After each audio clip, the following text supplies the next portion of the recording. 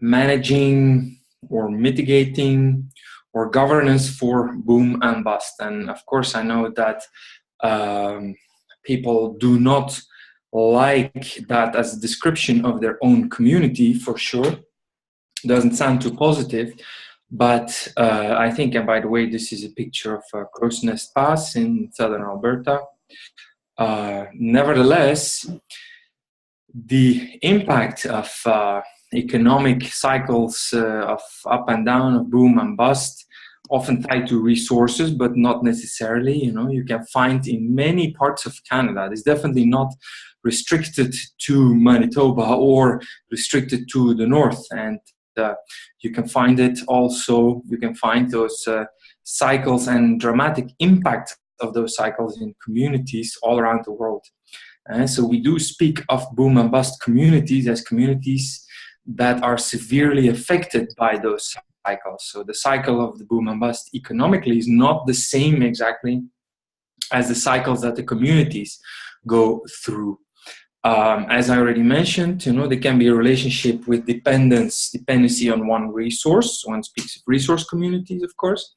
It's also possible that it's better to speak of a more vulnerable, generally vulnerable location that the community is situated in. And if global networks are changing, then, fashions, power relations, new producers, and so forth, changing commodity prices as well, it is possible that such locations are first hit or were later to join the boom and are more vulnerable or fragile, you can say, as such. Another reason why in some communities experience such cycles is cases where we can speak of a very open economy, very liberal economy. You can also speak of Wild West capitalism, which is definitely benefits, but also serious risks. And then in combination with a very small government philosophy of minimal buffer if something goes wrong, that can be another reason for boom and bust communities. It's also possible, an additional reason we would like to list here, is that there were really big swings or changes in style of government, in parties, in ideologies, and also then in investment programs. And this is not just a matter of big or small government, it can really be just different focus areas.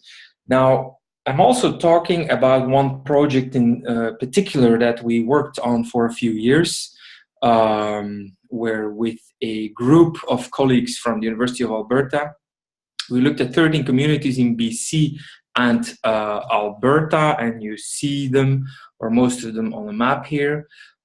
Currently, we're expanding this to Northwest Territories and Newfoundland. In these communities, we looked at the impact and the effects of boom and bust cycles, but also at previous attempts to do something about it.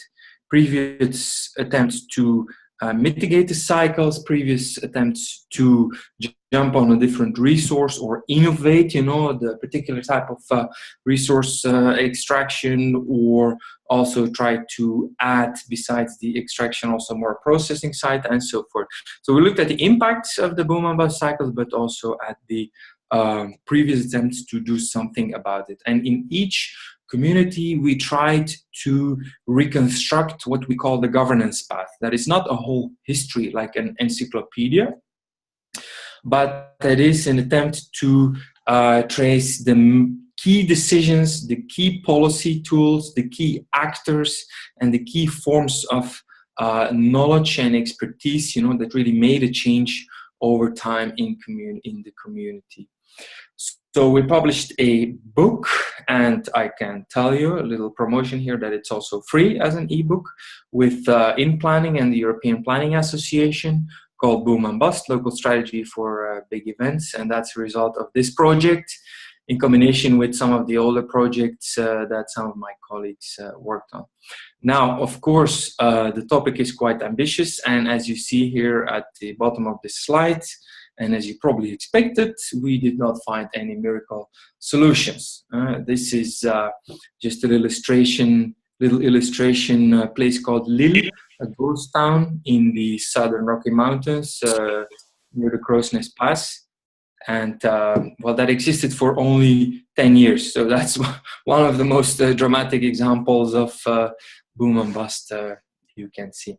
Now, the communities that we studied, we noticed that often there was a rather weak self-analysis. That is, there was often an observation of a problem or more than one problem, but very quick jumping to solutions as they heard them from consultants or from other local governments or in the southern Rockies that existed for only 10 years. Now, okay, so I was mentioning self-analysis often missing, meaning that locally in the community there is an observation of a problem or more than one problems, but people tend to jump too quickly to solutions, you know, and those solutions can come from media, they can be directly inspired by the ruling ideology, they can come from consultants or by just trying to copy something that a neighboring community or a supposed success story did. Now, we do argue, and this is not an argument necessarily for radical participation, we do argue that the analysis in the case of boom-bust communities really has to be a self-analysis. There can be other people helping for sure, but the analysis has to be rooted in, carried by the local community. Otherwise, local knowledge is missing, but also external advisors might have their own reasons, and it's normal, you know, it doesn't make them evil in any sense to copy certain solutions from somewhere else or certain solutions that they are always selling and so forth. Also, another reason to speak of self-analysis or to argue for self-analysis is that if this does not take place, then there's very little local buy-in. This might look like a ghost town. It's right near Prince Rupert in BC, but at least you know those buildings are reused. It's an old canning factory, and now it serves like a tourist purpose. Now, I mentioned already the governance path, and I will try to go a little bit faster because of the little technical problems here. What does that mean in terms of the self-analysis? Well, we would argue that it's really important to visualize, to map out for the community where they had flexibility in decision making and where the rigidities, or we speak of dependencies, could be found.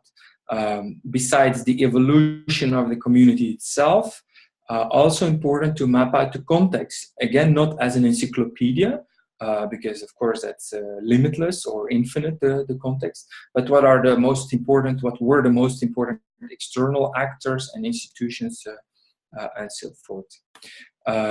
Now, if we understand those dependencies, then it's also easier to delineate options for now, choices that could be made. If we understand the path, the governance path, it can clarify both old and new choices. Understanding the governance path is also understanding driving stories, you know, because often there's policy documents, there's plans and so forth. There's, let's say, an economic development strategy from 50 years ago that we would find. It's quite important then to figure out what kind of the key underlying story of that thing was and if that still holds that story.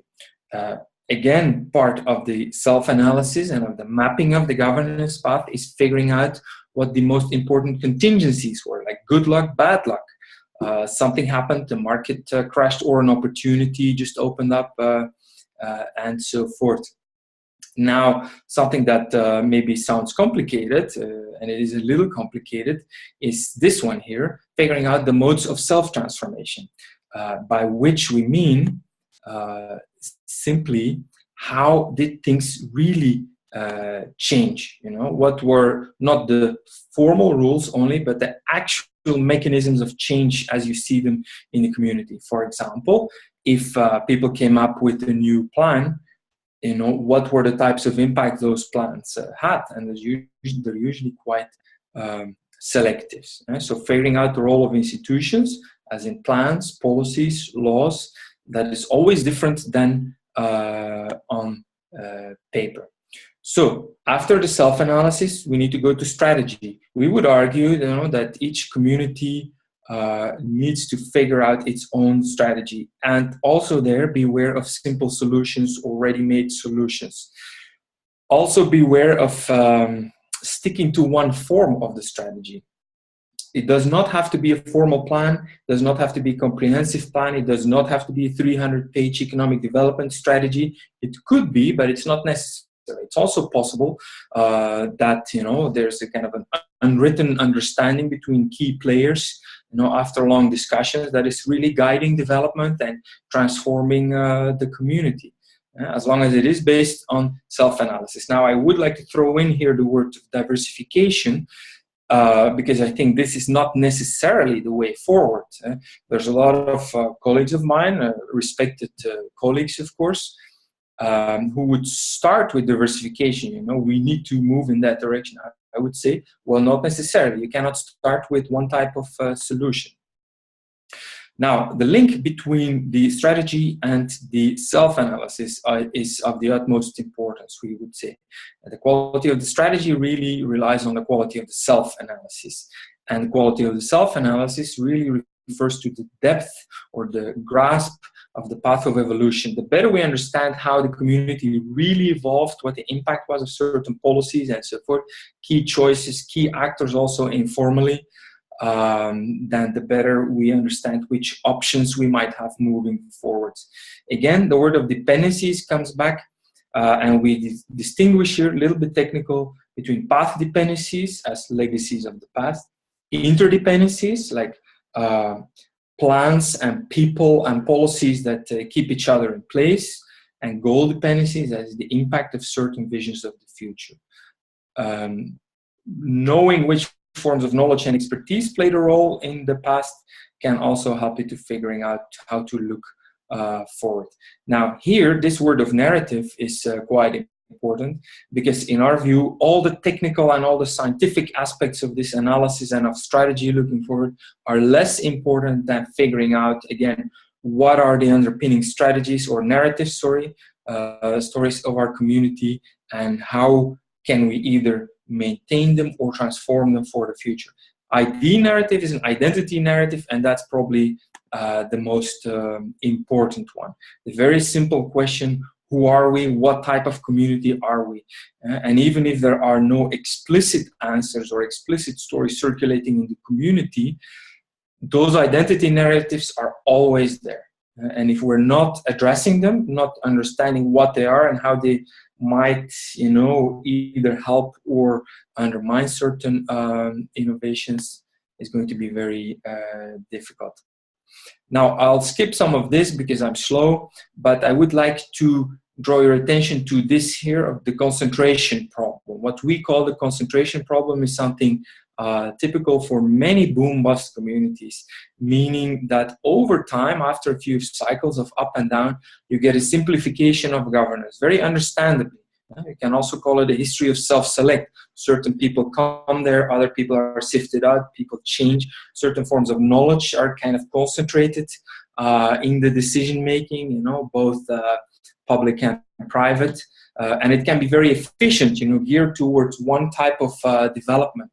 But it also brings quite serious risks if we have to reinvent ourselves and do something quite different. This is Edmonton, and some of you might argue, okay, this is not a very fragile or vulnerable community. Well, maybe not, but I'm just throwing it in here to argue that it is very much a community that is shaped by cycles of boom and bust, and where both the urban landscape but also the organization of administration is a product of let's say roughly 4 cycles of up and down. Now, coming out of the concentration problem is not an easy thing. Tough choices have to be made, And in the analysis itself, people and communities will be confronted probably with quite painful realities. That's another reason why it's good to do self-analysis rather than just hiring a consultant or bringing in a university expert to say exactly what is going on. We say here self-examination has to link to self-determination.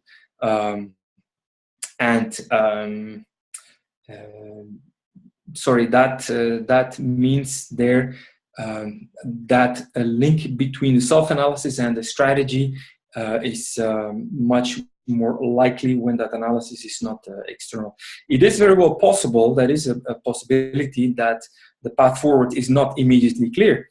In that case, there is an option to construct what we call a transitional governance situation, meaning capacity building, building a new platform from which to look forward. Because in this situation of concentration problem, it's really difficult to imagine also alternatives because the stories are not there, the expertise is not there, the tools are not there, the policy tools are not there, and so forth. Then, slowly coming to conclusion here, in devising a strategy, very important to understand the learning mechanisms. And we distinguish learning between learning from the past, learning from other places, and learning from theories and approaches. Learning from the past comes out of the self-analysis. What are main issues, assets, mechanisms of change, dependencies, and driving narratives, and so forth. Learning from other places has to be done in a very critical way and rooted in the other form of learning. If we understand our own self-transformation better, then we also know how to learn from other places and from theories itself. Now, and then I would like to finish with this list of questions. You will find them also in the book if you're interested. They are one way, not the only way, but one way to link analysis to strategy. So after the self-analysis, trying to look forward, how can we locate ourselves already in the field of different options?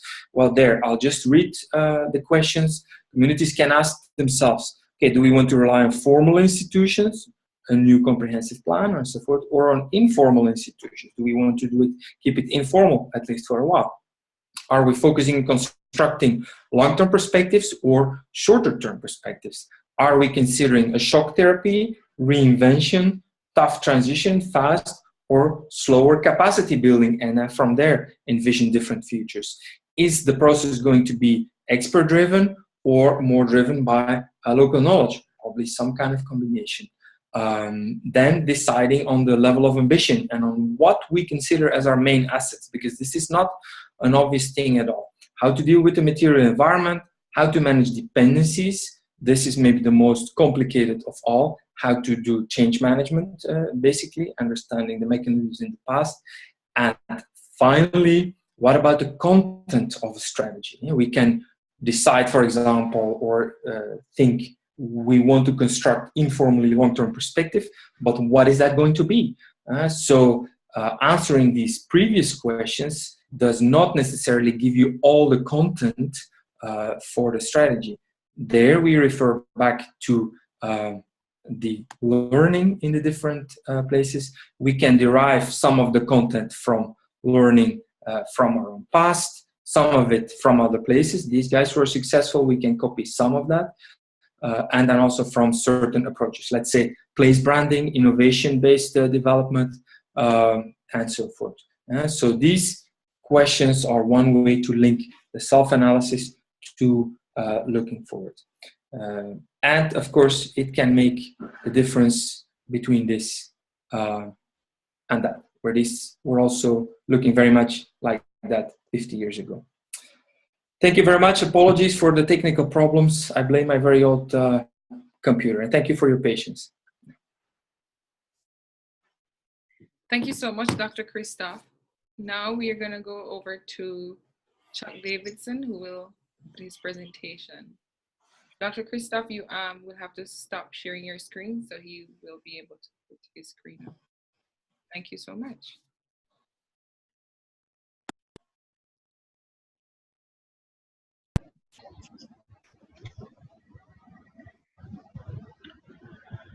Okay, thank you very much. Thanks to the RDI for putting this event on. I hope this works a little bit better for me than it did for you, Kristoff, in terms of this technology. I know it's challenging to the two of us, and I hope this kind of moves forward. So just to kind of and I appreciate everyone that's on the line as well. So does this seem to be working? Are you seeing what I'm seeing on the screen right now? Yes. I see that, yeah. Okay, and I'm just gonna go to the first screen, and of course it doesn't work the way it worked for you either, so I am just going to pull it up. Do we see everything now as I move forward? Yes. Okay, let's do it this way then. Okay, so basically what I'm going to talk today about is the Look North process. And the Look North process is one that the provincial government in Manitoba established last November. And the goal of the Look North strategy was to develop a Northern economic development strategy for Manitoba. And I'm just going to walk through with you in terms of the process that we're kind of going through and the stages that we're at right now. So right now what you're seeing on the screen is a list of myself, as well as Chief Christian Sinclair of the OCN Cree Nation, who is our co-chair, and some of the task force members, that over the course of the past year, what we've been doing is really reaching out to Manitobans throughout the North to find out what are some of the challenges, but even more importantly, what are some of the opportunities that we see moving forward that can really see for a more prosperous Northern Manitoba. This is a process that, as Kristoff has talked about, really needs to be driven by people in the North, by the communities, by business leaders, by youth, by entrepreneurs, residents, and investors, so that they become a part of the solution to this. The last thing that we want to do is come up and develop a plan and say, here's what's best for Northern Manitoba, without having input from them and out having them as key stakeholders and key drivers of this report. What we've said and what I've said from day one is this can't be a report that sits on a shelf. This has to be a living document that we're continually looking at, because at the end of the day, that's the only way this is going to be successful. By no means are we saying that we're creating some sort of a silver bullet to be able to address all of the needs of Northern Manitoba and say, here you go, we fixed Northern Manitoba, good luck with the rest of it. So that's not the approach that we're taking. And so what we're really saying is this needs to be about a bit more of a movement. And so part of what we've been doing is really a design thinking process. So as we've held sessions throughout the North, what we're really saying is that the solutions to some of the problems that we're addressing, we think can come from anywhere, at anyone, at any time. And really what we're providing is those opportunities for people to connect and engage. And what we think is that's going to be critical for us to address some of these challenges. And so what we've done through the design thinking process, we've held a number of different seminars that have taken place throughout the North, because it's key for us that if we really want that long-term sustainable economic development in the North and to look at future prosperity, Northerners really need to be a big part of that. And why it fits really into this boom and bust mentality for a lot of people in Northern Manitoba is that for a long time, I think there's been a reliance on whether it be the main employer in a lot of communities throughout Northern Manitoba, or whether or not it's the government in Northern Manitoba. And I think that's been the case that we've seen, that someone will deal with these problems and someone will fix these problems. And what we're really looking for is to get away from that interdependence that we've had and want to more of independence for Northern Manitoba, so that they have greater ability to have a better handle in terms of what the challenges are. So what are those challenges for Northern Manitoba? And those of you that might be on the line that are from Northern Manitoba, you will know that these are challenging times. Whether you live in Thompson, Flin Flon, The Paw, Churchill, you've seen a downgrade in terms of employment in your communities. Specifically, a company like Valet is looking to shed close to 400 jobs in the next 2 to 3 years. Mines are one of those things that are a perfect example of a boom bust. And right now they are on the other side, and so they're looking for opportunities, but they are challenging times in Northern Manitoba. So when you look at the potential loss of jobs that are anticipated in Northern Manitoba over the next couple of years, you're potentially looking at close to 1,000 jobs in these communities, and this is a huge loss of income throughout Northern Manitoba. And when you look at that multiplier in terms of what sort of an impact that's going to have on the Manitoba economy, you're looking in the neighborhood of about $300 million on an annual basis.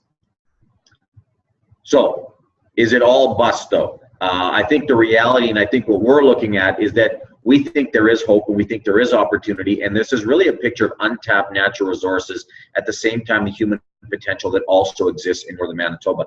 And that was a key factor as we've done sessions throughout northern Manitoba. And there is room for growth in northern Manitoba. And I think what we're really saying is what we really need to do is we really not harness those opportunities and develop those into future enterprises. And so that's a big part of what we looked at.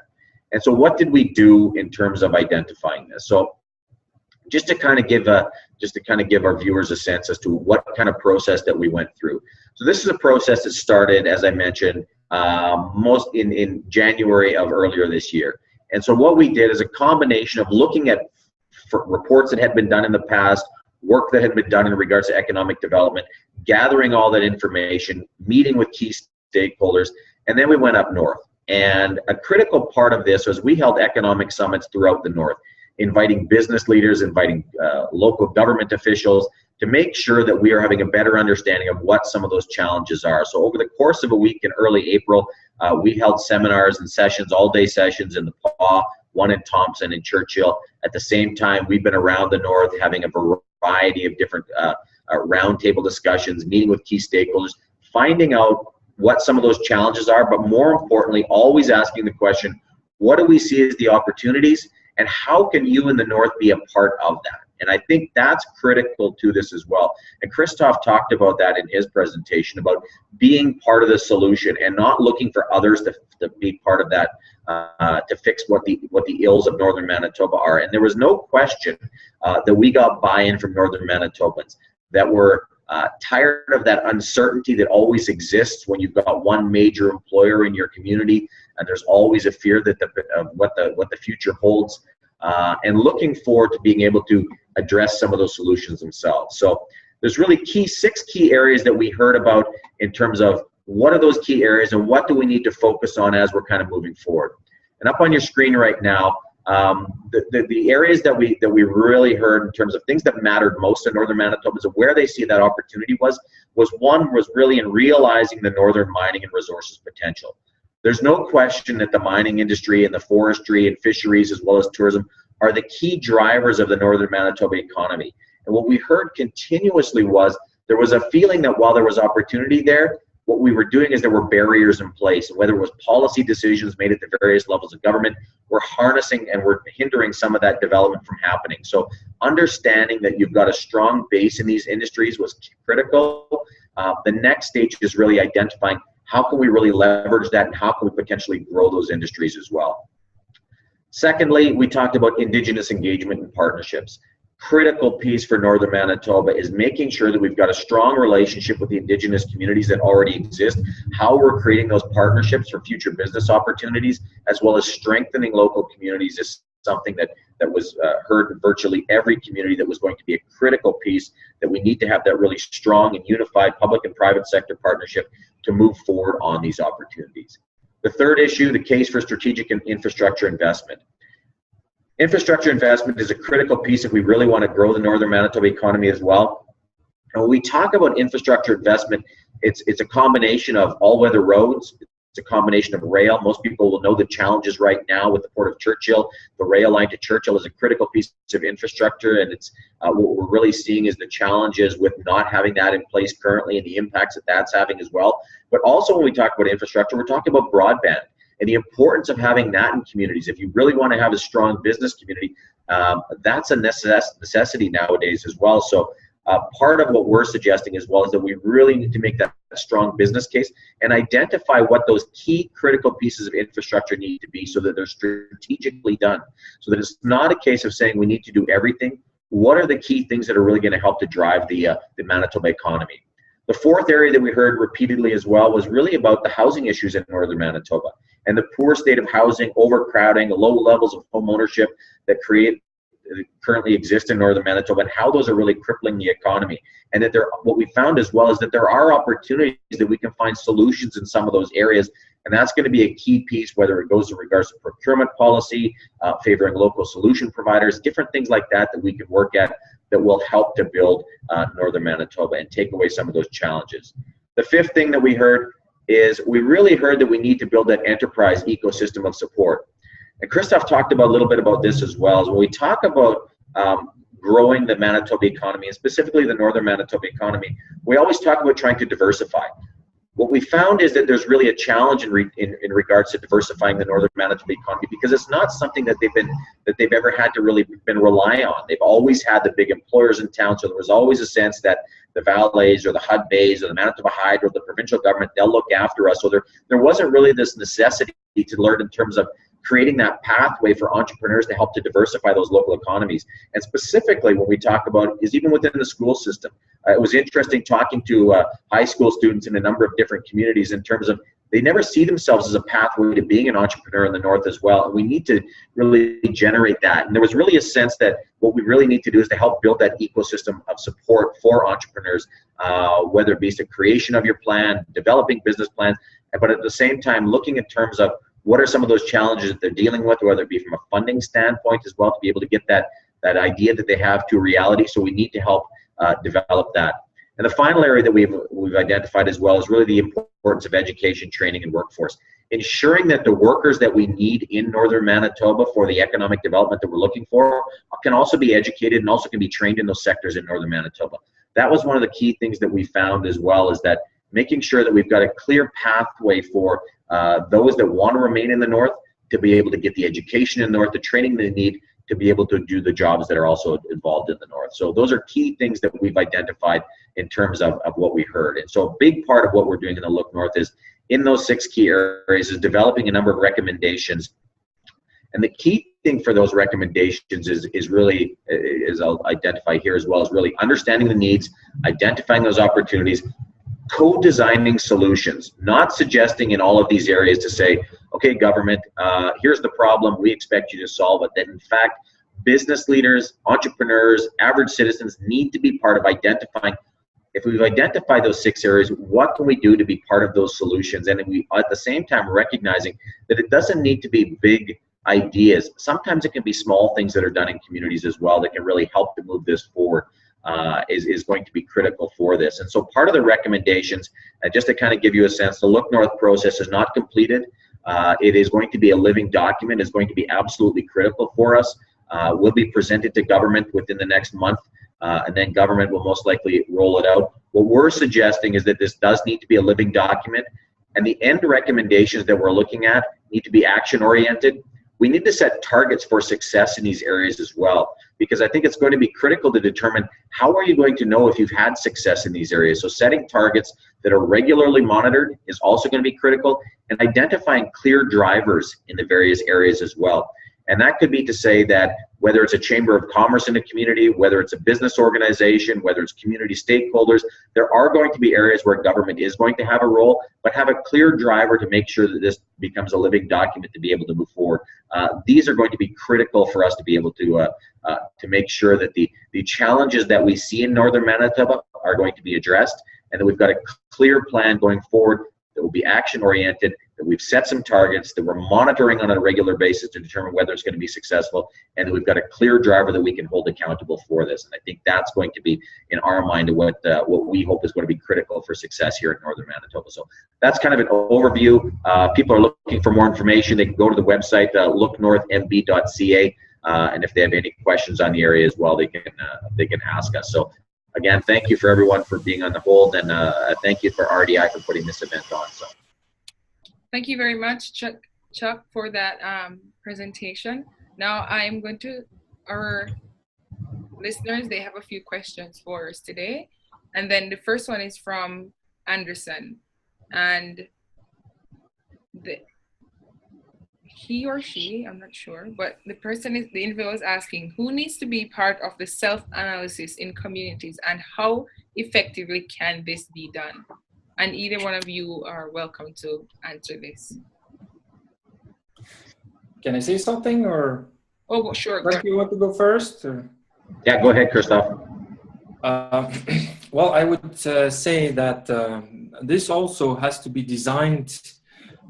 Chuck also used the word co-design in the community. So it is possible that the problems are really urgent and fast action really seems required. So in such cases, it could be kind of a fast and large scale and how do you say that, rather dramatic fashion self-analysis with maybe a special project organization that could be responsible for that.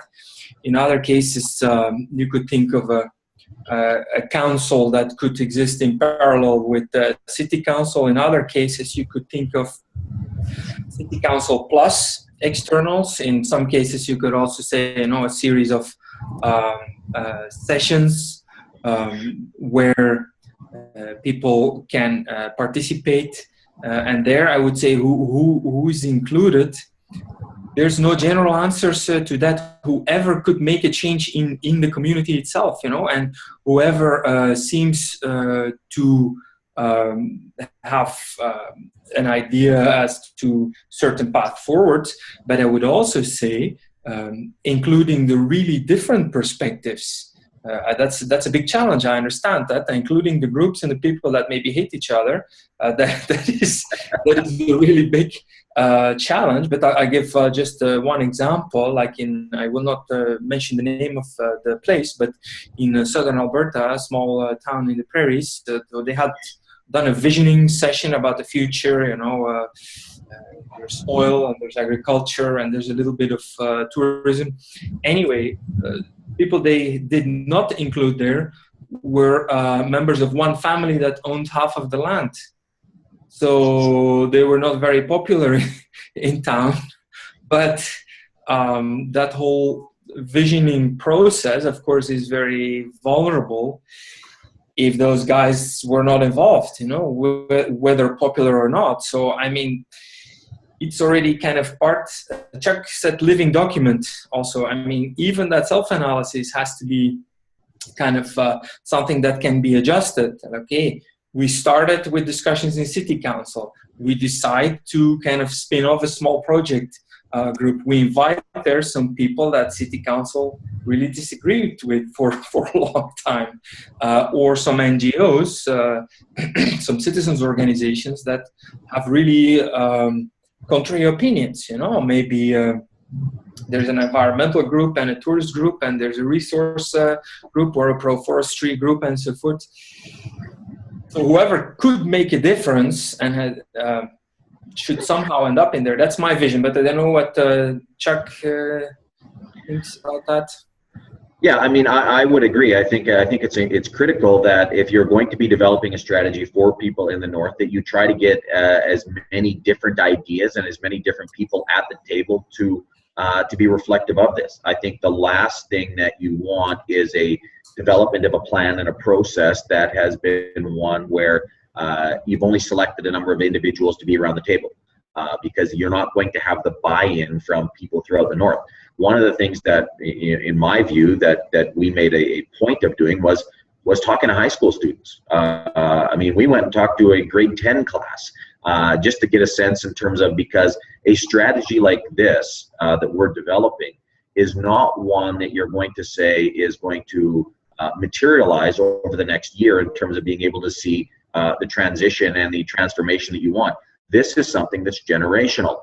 And so recognizing what are young people looking for in their communities, what kind of city, what kind of towns do they want to live in, why would they stay in the north, and getting that input from them was absolutely critical as part of that process. And that's why I continually say this can't be a report that we just simply hand to government and say, here you go. This needs to be a living document that we're continually getting feedback to make sure, are we heading in the right direction? Are there things that we're doing that are making a difference?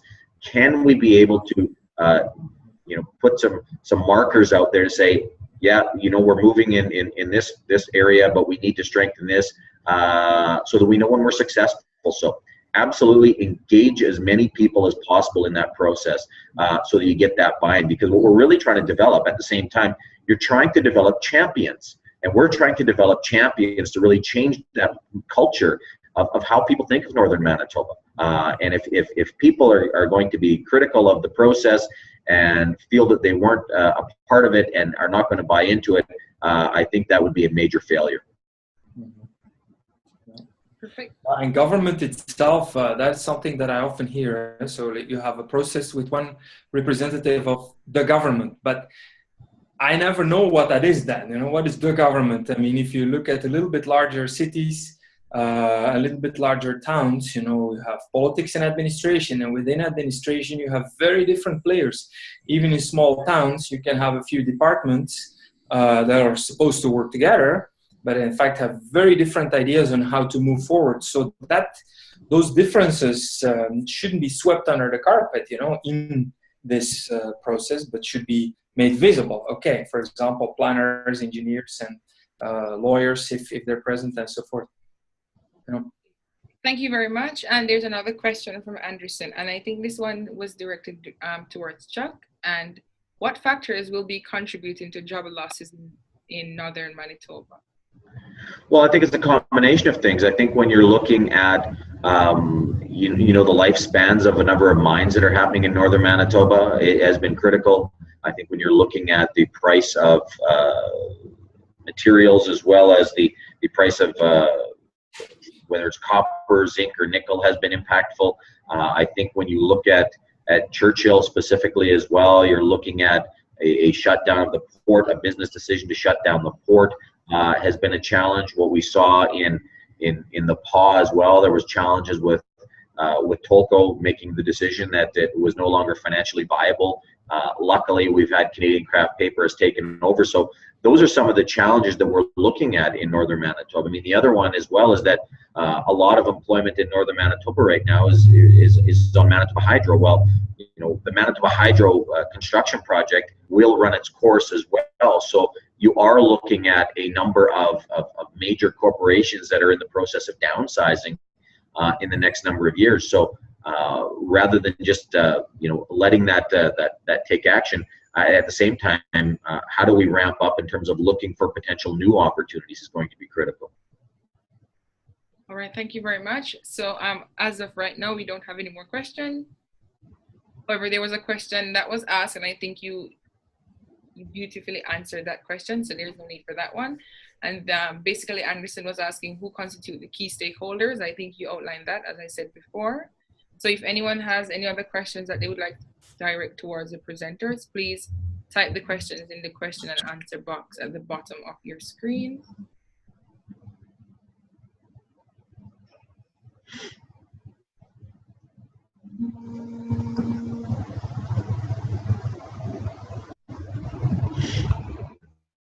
So as of right now, we don't have any questions. Okay.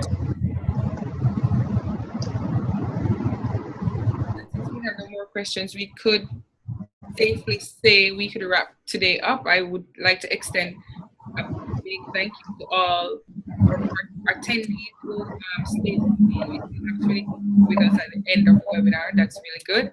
We started off with basically the same amount of people, so that's really amazing. And I want to thank Dr. Kristoff and Chuck Davidson for this amazing webinar that